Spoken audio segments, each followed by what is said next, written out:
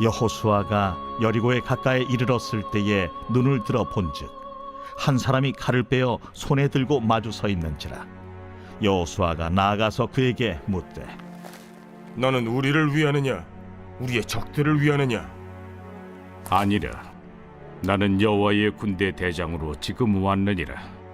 여호수아가 얼굴을 땅에 대고 엎드려 절하고 그에게 이르되 내 주여, 종에게 무슨 말씀을 하려 하시나이까?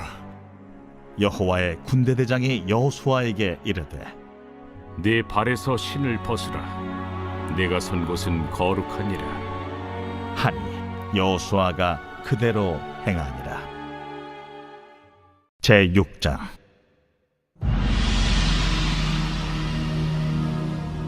이스라엘 자손들로 말미암아 여리고는 굳게 닫혔고 출입하는 자가 없더라.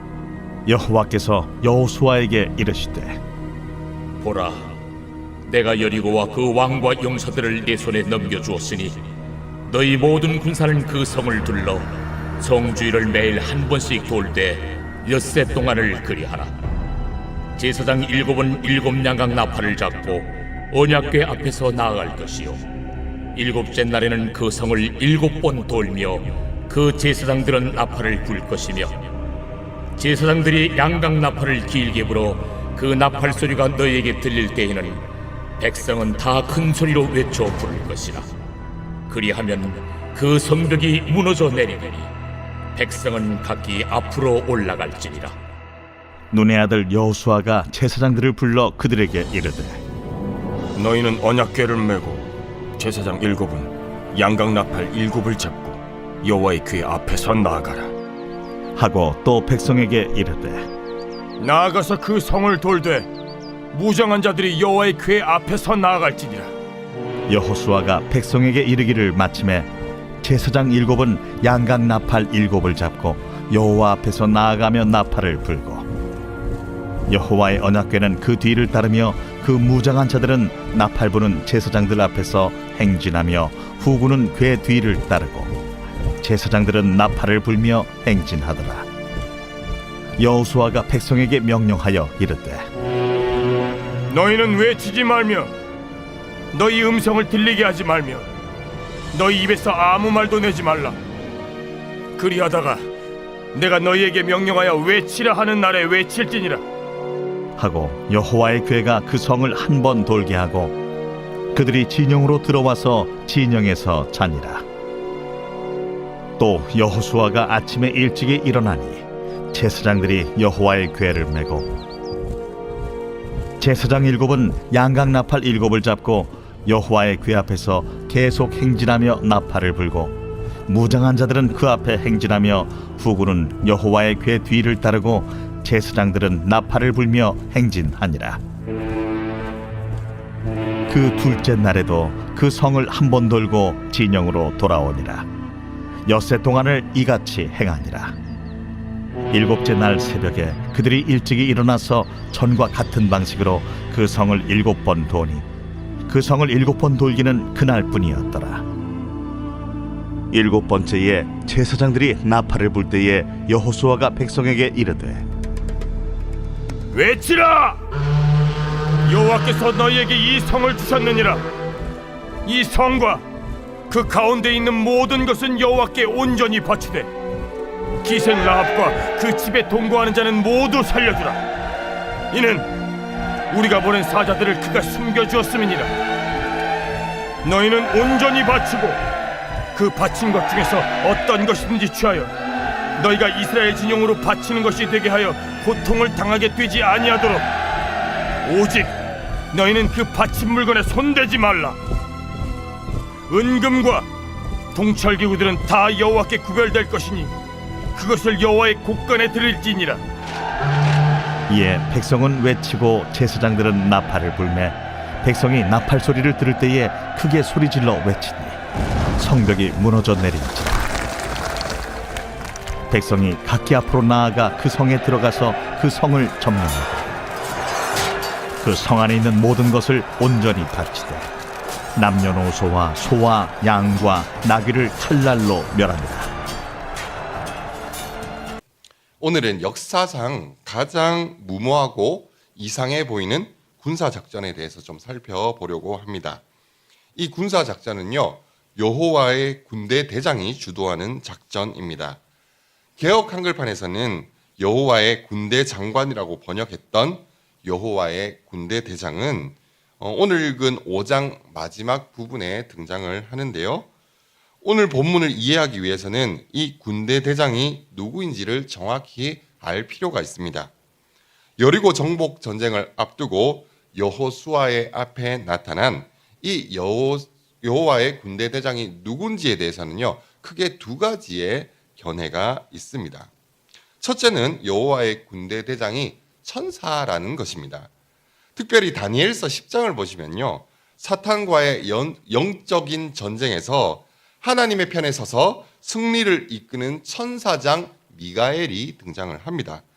여호와의 군대 대장이 이 미가엘과 같은 천사라고 보는 견해가 첫 번째 견해입니다. 그리고 또 다른 견해는요, 여호와의 군대 대장이 하나님, 특별히 사람의 모습으로 나타나신 성자 하나님, 바로 예수님이라는 견해입니다. 이 천사라는 견해보다 예수님이라고 보는 견해가 더 많은 지지를 받고 있는데요. 그 이유는 여호와의 군대 대장을 보고 이 여호수아가 엎드려서 절을 하는데요. 이때 여호와의 군대 대장이 가만히 그 절을 받고 있습니다. 만약 여호와의 군대 대장이 천사였다면 요한계시록에서처럼 반응을 해야 되거든요. 요한계시록 19장 10절에서 요한이 천사에게 절하려 할 때 천사가 어떻게 반응하는지를 제가 읽어드리겠습니다. 내가 그 발 앞에 엎드려 경배하려 하니 그가 나에게 말하기를 나는 너와 및 예수의 증언을 받은 내 형제들과 같이 된 종이니 삼가 그리하지 말고 오직 하나님께 경배하라. 하나님의 종인 천사는 하나님께 돌릴 영광을 가로채어서는 안 됩니다.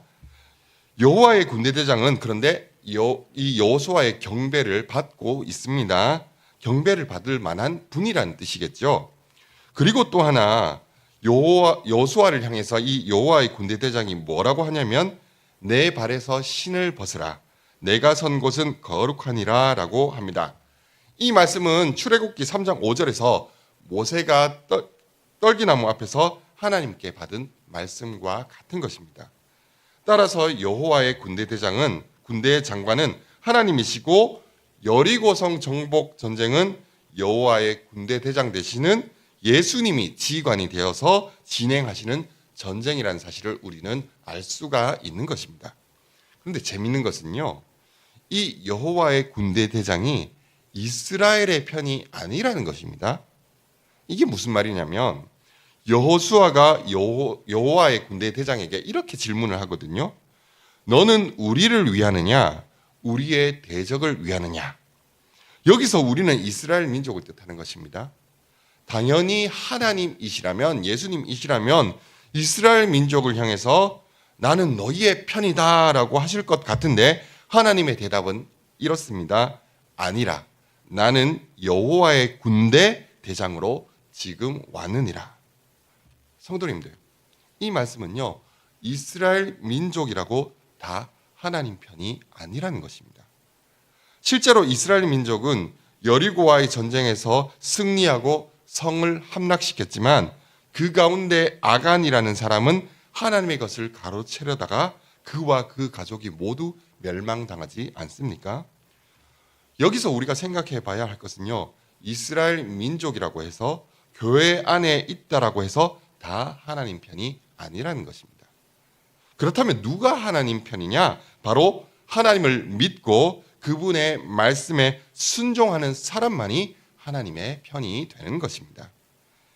이렇게 하나님의 편에 서서 싸우는 이스라엘 쪽의 반대편에는 누가 있었을까요? 여리고가 있었는데 마찬가지로 여리고라고 해서 다 하나님의 반대쪽에 있었던 사람들이 아닙니다. 여리고의 백성들은 그들의 죄 때문에 심판을 받았지만 여리고 성에 산다라는 이유만으로 다 심판을 받은 것이 아닙니다. 그 가운데 살아남은 사람들이 있었습니다. 그들이 누굽니까? 바로 라합과 그의 가족들입니다. 믿음장으로 불리는 히브리서 11장에서 라합에 대해서 이렇게 기록하고 있습니다. 믿음으로 기생 라합은 정탐꾼을 평안히 영접하였으므로 순종하지 아니한 자와 함께 멸망하지 아니하였도다. 이 말씀을 보시면요, 라합이 순종하지 아니한 자와 함께 멸망하지 않았다라고 말씀하고 있습니다. 여리고 백성이라서 멸망한 것이 아니라 그들이 순종하지 않았기 때문에 멸망한 것입니다. 반대로 라합은요, 여리고 백성이었지만 믿음으로 하나님께 순종했기 때문에 멸망하지 않은 것입니다. 결국 여리고 전쟁은요, 이스라엘 민족과 여리고 백성의 전쟁이 아니라 하나님의 편과 하나님의 대적의 싸움이고, 하나님의 편은 다름 아닌 하나님의 말씀에 믿음으로 순종하는 사람들이라는 사실을 우리는 먼저 기억할 필요가 있는 것입니다. 이것은 다시 말해서요, 심판받기로 예정되었던 여리고 백성이라고 할지라도 하나님께 믿음으로 돌이키고 순종했다면 구원받을 수 있었다라는 얘기입니다. 그러나 오늘 본문 6장 1절을 보시면요, 여리고는 굳게 닫혔다라고 기록하고 있습니다. 문을 굳게 닫았다라는 것은요, 여리고성이 하나님의 편을 상대로 전투 태세에 이미 돌입했다라는 뜻입니다. 당시 이스라엘의 그 군사력으로는요, 굳게 닫힌 여리고성을 함락시킬 방법은 없었다고 보시면 됩니다. 일단 여리고성이 주변 지형보다 높은 언덕에 있는 것도 문제가 되는데, 이 여리고성의 성벽은 이중 구조로 되어 있습니다. 외벽이 있고 내벽이 있고 또 외벽이 있고 내벽이 있습니다.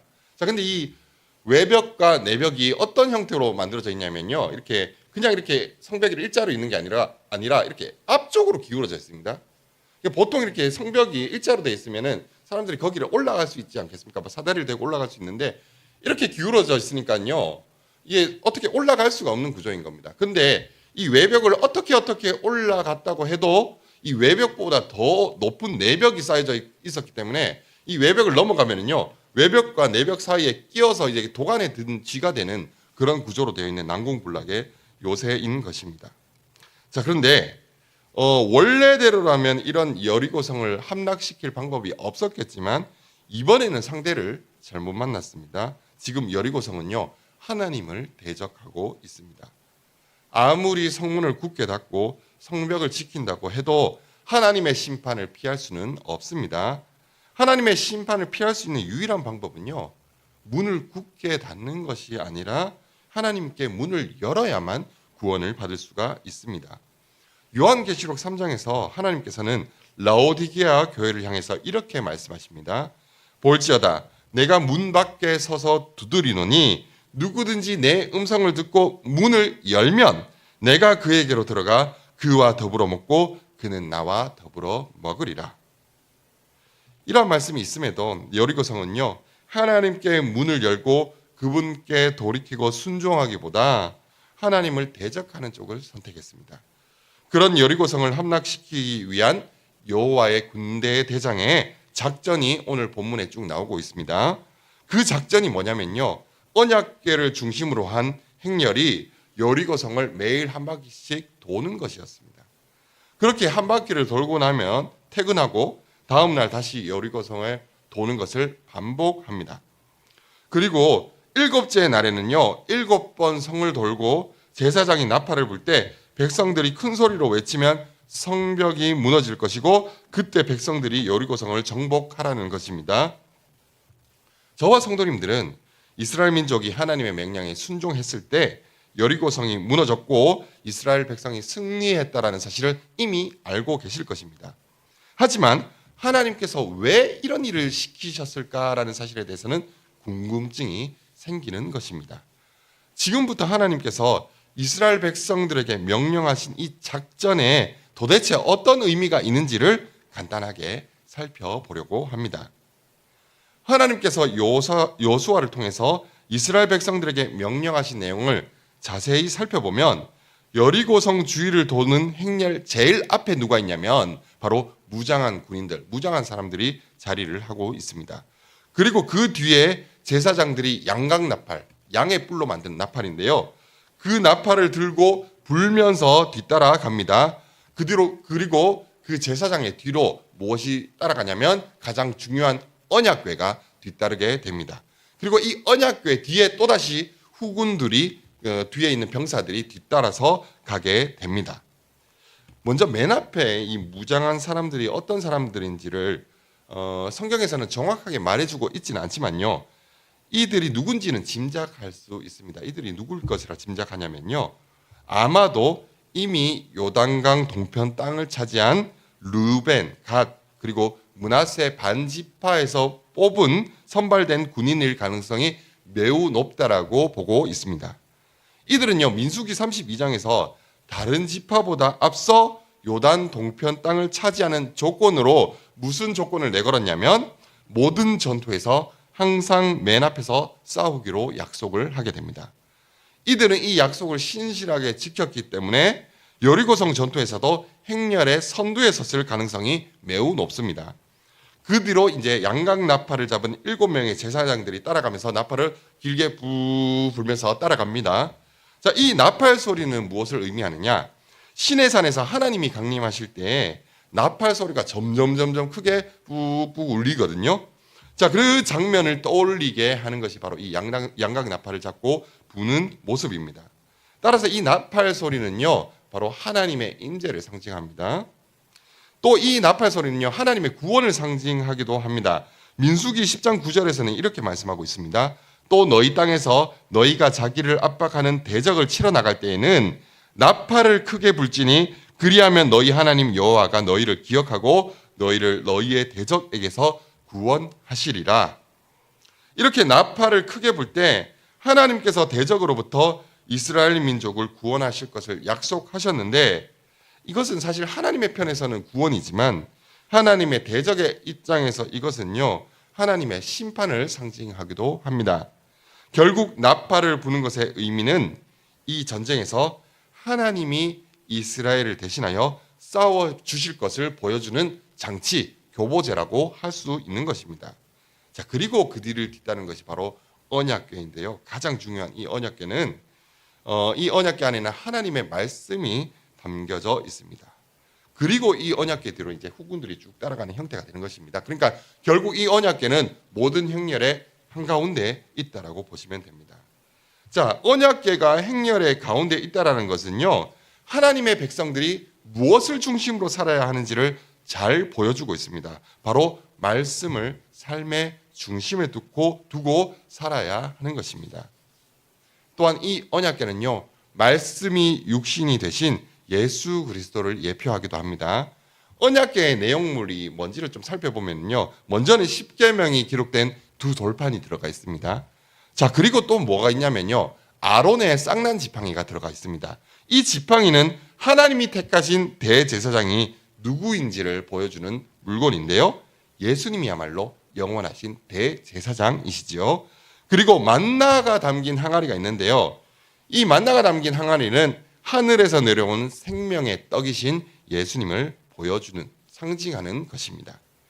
자, 그래서 언약궤가 이 행렬의 가운데서 함께 행진한다는 것은 말씀에 순종하는 자들과 예수님이 날마다 어떻게 동행하시는지를 시각적으로 보여주게 해주는 그런 시각 자료라고 할 수 있는 것입니다.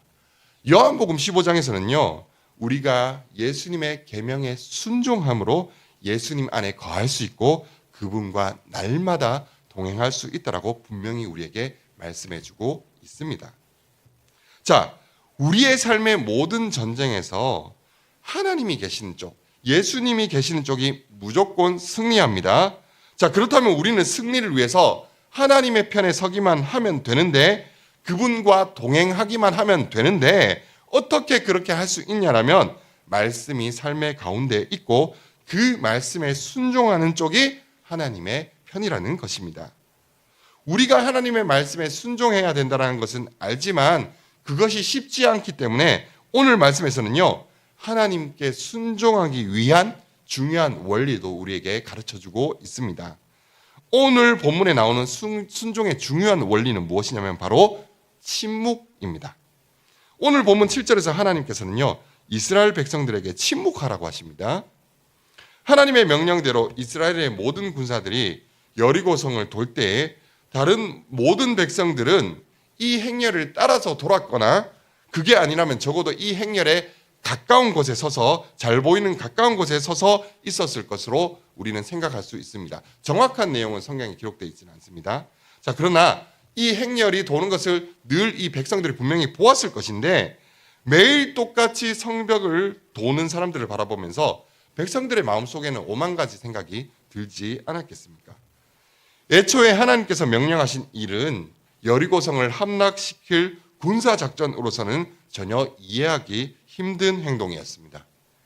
이런 하나님의 명령에 대해 의심이 생기기도 하고 두려운 마음이 들기도 할 때 백성들이 그런 것들을 입 밖으로 말하기 시작하면 분명 하나님의 말씀에 완전히 순종하기는 어려웠을 것입니다. 자, 이렇게 침묵하라고 하시는 데에는 우리의 의견을 내지 말고 순종하라는 이런 의미도 있지만 사실 침묵으로 인해서 얻을 수 있는 진짜 큰 유익이 있습니다. 우리가 침묵하고 있으면요, 잘 들립니다. 우리 안에 내 마음의 소리가 가득할 때는요, 하나님의 음성을 듣기가 참 힘듭니다. 하나님의 일하심을 바라보기가 어렵습니다. 자, 그런데 이스라엘 백성들이 침묵함으로써 무엇을 들을 수 있었을까요? 당연히 제사장의 나팔 소리가 들리지 않았겠습니까? 하나님께서 우리 중에 함께 계시고 하나님께서 우리를 위해 싸우고 계심을 귀로 듣고 눈으로 보아서 알 수 있었지 않겠습니까? 침묵 속에서 길게 울려 퍼지는 나팔 소리는요, 여리고 사람들에게는 공포심과 의구심을 만들어냈겠지만 이스라엘 백성에게는 하나님의 임재와 구원을 나타내는 확신과 격려의 소리로 들리지 않았겠습니까? 오늘 저와 성도님들이 조용한 새벽에 이 자리에 온 것은요, 하나님의 음성을 듣기 위함인 줄로 믿습니다. 우리는 열심히 기도를 하면서도요, 여전히 불안하고 두려울 때가 참 많습니다. 물론 열심히 부르짖는 것은 중요한 일입니다. 그러나 더 중요한 것이 있습니다. 바로 하나님의 음성을 듣는 것입니다. 하나님의 일하심을 믿음의 눈으로 바라보는 것입니다. 그렇게 하나님의 음성을 듣고 하나님의 일하심을 믿음의 눈으로 볼 수 있을 때에야 우리 안에 평안이 생기고 하나님의 말씀에 순종할 힘을 얻게 되는 것입니다. 오늘 이 자리에 여러 가지 답답한 문제들을 가지고 오신 성도님들이 계실 것이라는 생각이 듭니다. 그러나 두려워하고 걱정할 필요가 없는 이유는 말씀이 육신 되신 예수 그리스도가 우리와 함께 하시는 순간 이미 승리는 확정된 것이기 때문입니다. 우리는 예수님의 말씀에 순종하기만 하면 승리할 수밖에 없습니다. 다만 승리의 열쇠인 순종을 위해서 우리는 하나님께서 나에게 무엇라 말씀하시는지를 들어야 합니다. 하나님이 지금도 나를 위해 일하시는 것을 볼 수 있는 믿음의 눈을 달라고 우리는 하나님께 기도해야 하는 것입니다. 그럴 때에만 우리 안에 하나님께 완전히 순종할 힘을 얻을 수 있게 되는 것입니다. 그리고 그 순종의 삶을 통해서 하나님께서 영광 받아 주실 것입니다. 오늘 이 기도의 자리가 하나님 앞에 나의 생각을 내려놓고 그분의 음성을 구하고 듣는 복된 자리가 되기를 바랍니다. 그로 인해서 하나님께서 우리에게 주시는 확신과 위로와 평안을 경험하고 하나님의 편에 서서 완전한 순종의 삶을 살아가는 복된 하루, 평생의 삶이 되시기를 간절히 소망합니다. 제가 기도하겠습니다. 하나님 아버지 감사합니다. 우리가 매일매일마다 겪게 되는 수많은 전쟁과 싸움 가운데서 우리와 함께 하시고 우리를 대신하여 싸워주시니 감사합니다. 그러나 우리가 해야 할 것이 있습니다. 바로 침묵 속에 하나님 앞에 우리의 생각을 내려놓고 하나님의 음성을 듣고 순종하는 것인 줄 믿습니다. 아버지 하나님, 오늘 우리가 기도하는 가운데 우리에게 말씀하여 주시옵소서. 우리에게 믿음의 눈을 주셔서 하나님께서 우리를 위하여 일하시고 싸우고 계심을 바라보게 하여 주시옵소서. 그리하여 확신과 평안 가운데 하나님의 말씀에 완전히 순종함으로 하나님께 영광 돌리는 복된 삶을 살아갈 수 있도록 아버지 하나님 오늘도 우리 가운데 말씀하시고 함께하여 주시옵소서. 이 모든 말씀 예수님의 이름으로 기도드리옵나이다. 아멘.